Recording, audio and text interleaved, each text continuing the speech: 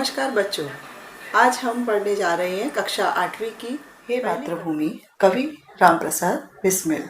कवि का परिचय। जन्म सन 1897, शाहजहांपुर उत्तर प्रदेश। मृत्यु 1927, गोरखपुर उत्तर प्रदेश। परिचय।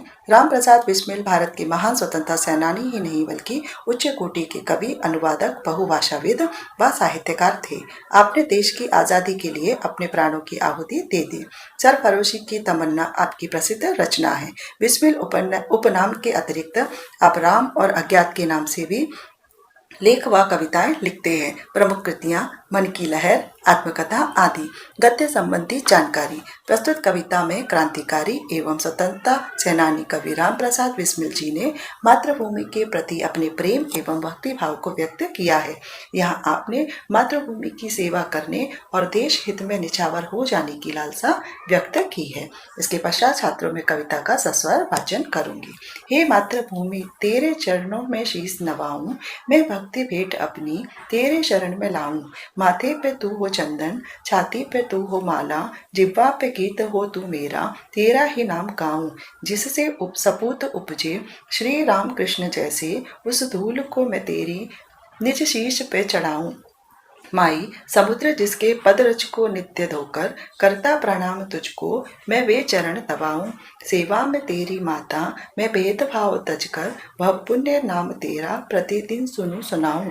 तेरे ही नाम काम आऊं, तेरा ही मंत्र गाऊं, मन और देह तुझ पर बलिदान में जाऊं। जहाँ हमारा जन्म होता है, जिस भूमि में हमारा पालन पोषण होता है, उस भूमि को कहते हैं मातृभूमि। मातृभूमि यानी जन्मभूमि। भारत देश में हमारा जन्म हुआ तो भारत हमारी मातृभूमि है। मातृभूमि माँ के समान होती है, इसलिए मातृभूमि से हम प्यार करते हैं और उसका सम्मान करते हैं। छात्रों, अब मैं कविता की दो पंक्तियां का भावार्थ आपको समझाऊंगी, ध्यान से समझिए। प्रथम दो पंक्तियां इस प्रकार हैं। हे मातृभूमि, तेरे चरणों में शीश नवाऊं, मैं भक्ति भेंट अपनी तेरे शरण में लाऊं। कवि कहते हैं कि हे मातृभूमि, मैं तेरे पवित्र चरणों में अपना शीश झुकाना चाहता हूँ, अर्थात तेरे चरणों में प्रणाम करता हूँ।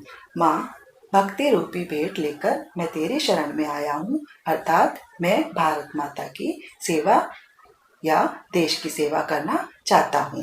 अगली पंक्तियां इस प्रकार हैं। माथे पे तू हो चंदन, छाती पे तू हो माला, जिह्वा पे गीत तू हो मेरा, तेरा ही नाम गाऊं।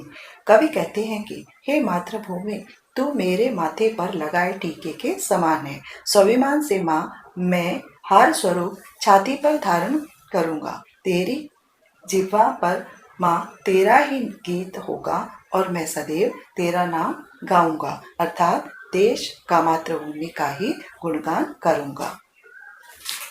अगली पंक्तियां इस प्रकार हैं। जिससे सपूत उपजे श्री राम कृष्ण जैसे, उस धूल को मैं निज शीश पर चढ़ाऊं। कवि कहते हैं कि जिस भूमि पर राम और कृष्ण जैसे सपूतों ने जन्म लिया, ऐसे महान भूमि पर जो सपूत जन्मे, उनकी उस भूमि की धूल को मैं अपने माथे पर लगाना चाहता हूँ। अगली पंक्तियां। माई समुद्र जिसके पदरज को नित्य धोकर, करता प्रणाम तुझको मैं वे चरण दबाऊं।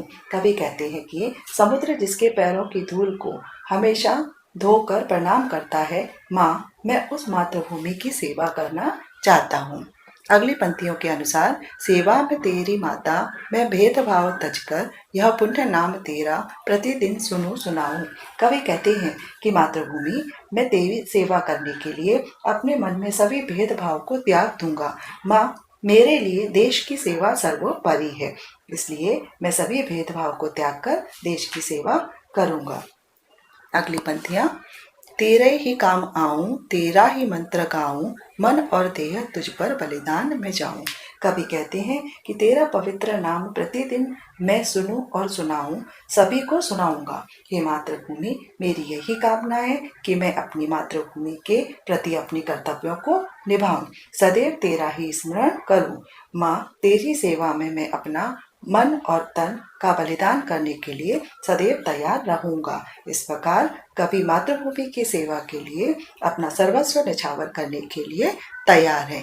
ठीक उसी तरह से हमें भी अपने देश की सेवा करने के लिए सदैव तैयार रहना चाहिए। इस प्रकार कवि इस कविता के माध्यम से मातृभूमि का गुणगान करते हुए देश के लिए अपना सर्वस्व न्यौछावर करने यानी बलिदान करने के लिए तैयार है। देश की सेवा का संदेश इस कविता के माध्यम से हमें प्राप्त होता है। धन्यवाद।